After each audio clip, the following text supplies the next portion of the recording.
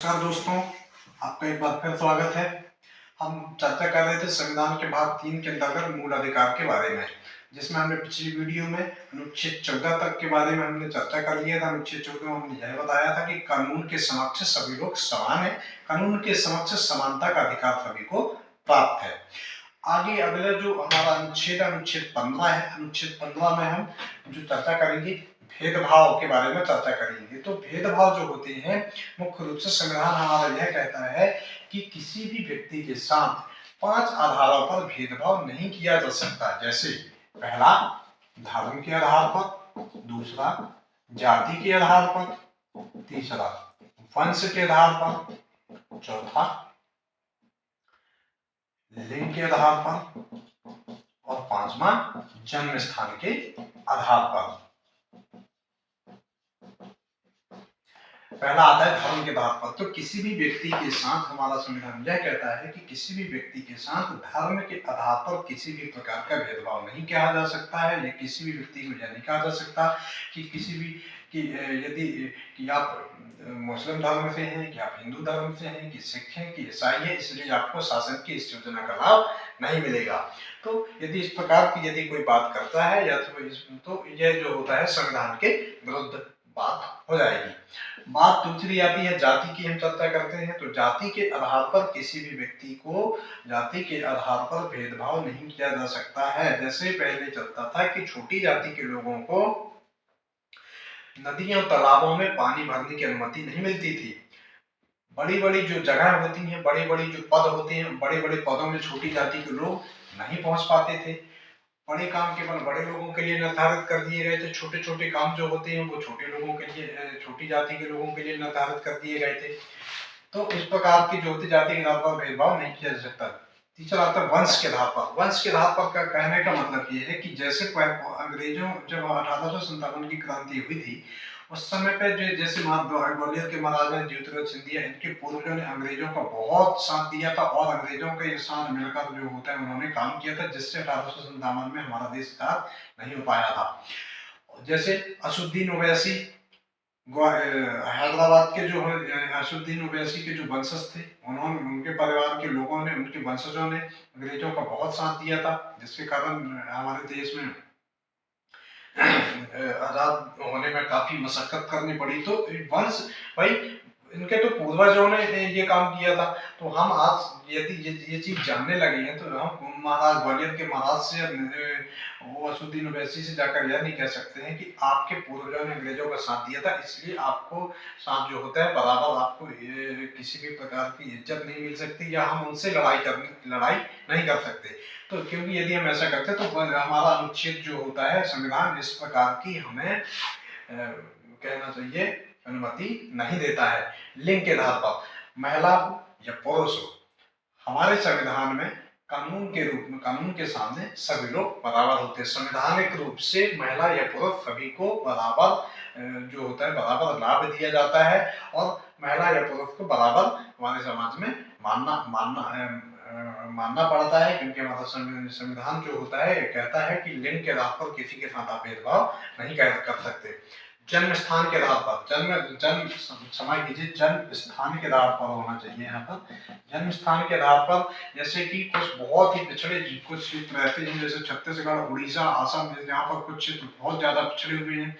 तो पिछले जो होता है, पिछड़े हुए क्षेत्रों से जो लोग आते हैं तो उनको जो होता है एक अलग प्रकार से, अलग रूप से देखा जाता है कि अरे आप तो पिछड़े क्षेत्र से आए हुए हैं, इनको, इनके लिए अलग रहने की व्यवस्था, खाने की व्यवस्था, इनको मतलब अलग ही नजरिए से देखा जाता था। तो संविधान जो होता है इस पर भी रोक लगा देता है कि किसी जन्म स्थान के आधार पर या तो बिहारी है या यूपी से आया हुआ लड़का है, तो इस प्रकार से जो होता है जन्म स्थान के आधार पर जो भेदभाव चलता था वह भी समाप्त कर दिया गया है।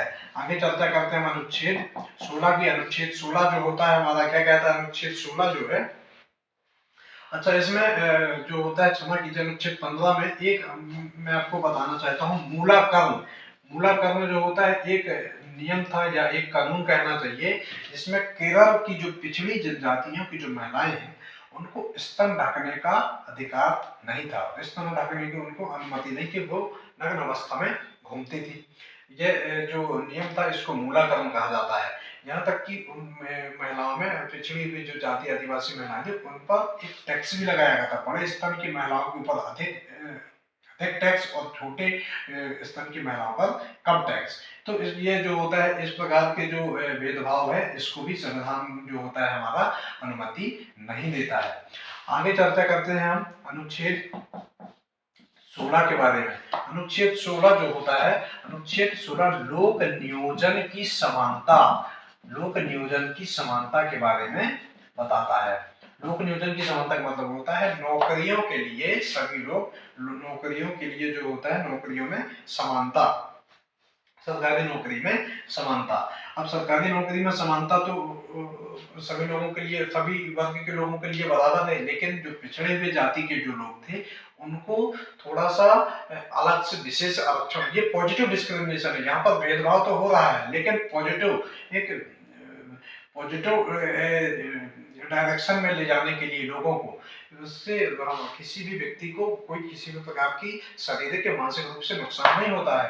तो जो आरक्षण जो चलता है सरकारी नौकरियों में, आरक्षण जो चलता है, जैसे महिलाओं के लिए एक विशेष आरक्षण होता है, छोटी या पिछड़ी जनजातियों के लिए विशेष आरक्षण होता है, पिछड़े क्षेत्रों से जो आने वाले जो लोग होते हैं उनके लिए एक विशेष आरक्षण, जैसे छत्तीसगढ़ का सुकमा वाला एरिया हो गया, उड़ीसा का कालाहांडी वाला एरिया हो गया, इन क्षेत्रों से आने वाले जो लोगों के लिए होता है विशेष आरक्षण प्रदान किया जाता है।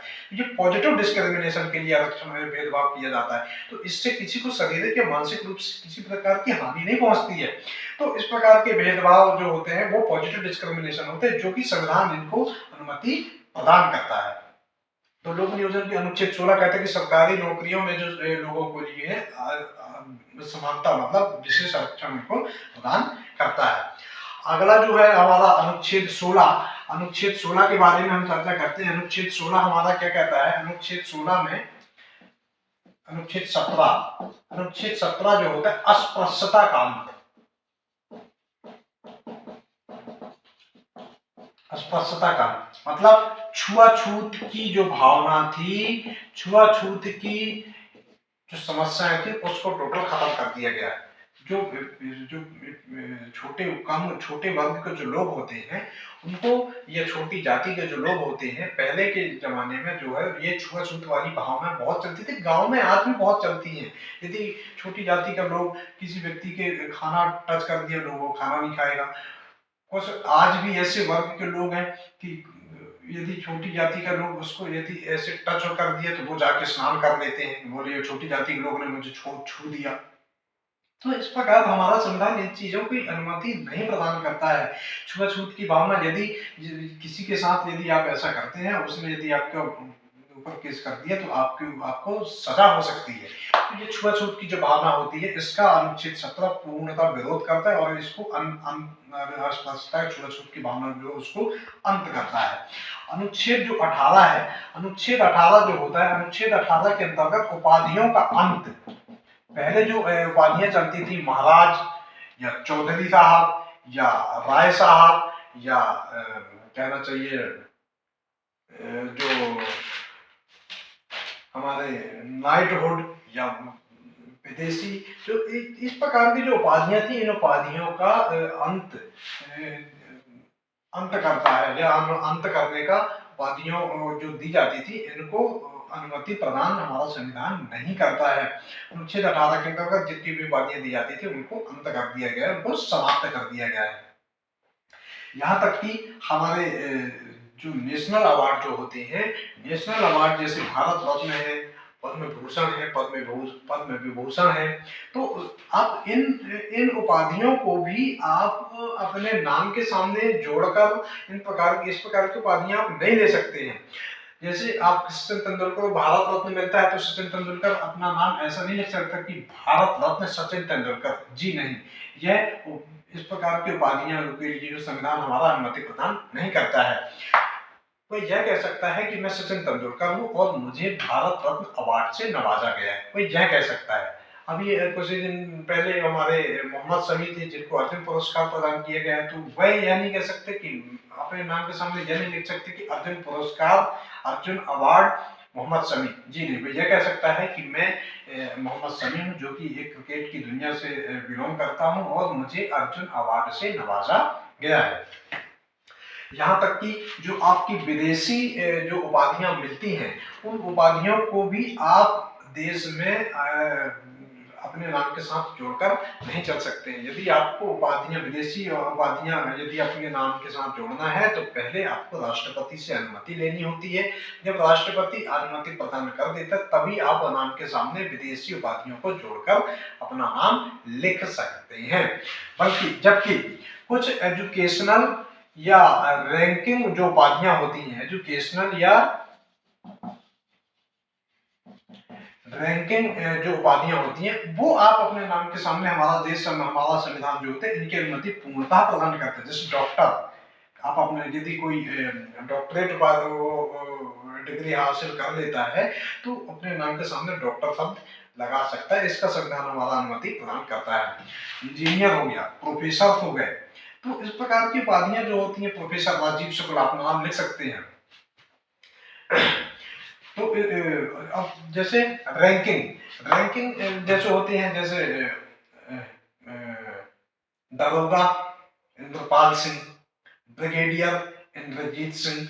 इस प्रकार से ब्रिगेडियर जो होती है, एक सेना की तरफ से एक उपाधि होती है, सेना की एक उपाधि होती है जो कि किसी विशेष जो आधिकारिक जो लोग व्यक्ति होते हैं, रैंकिंग वाले जो व्यक्ति होते हैं, उनके नाम के सामने ये उपाधि मेजर, कर्नल, ये उपाधियां होती हैं जो सेना की तरफ से ये उपाधियां दी जाती हैं। तो इस प्रकार की उपाधियों को अपने नाम के सामने लिखने के लिए हमारा जो संविधान अनुमति प्रदान करता है। लेकिन जो पुरानी जो उपाधियां चलती थी, पुरानी उपाधियां जैसे चौधरी साहब हैं, महाराज हैं, सर हैं, इस प्रकार की उपाधियों को जो होता है अनुच्छेद 18 अनुमति प्रदान, हमारा संविधान अनुच्छेद 18 के अंतर्गत इस प्रकार की अनुमति प्रदान नहीं करता है।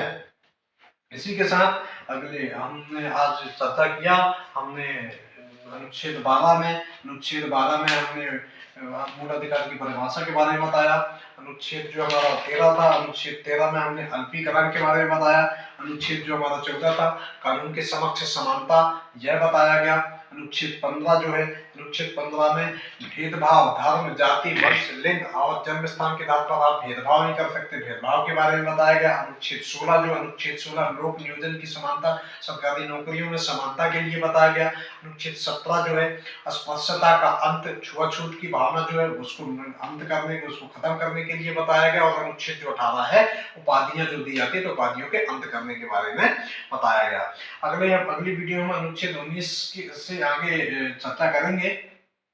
इसी के साथ आज की वीडियो में बस इतना ही।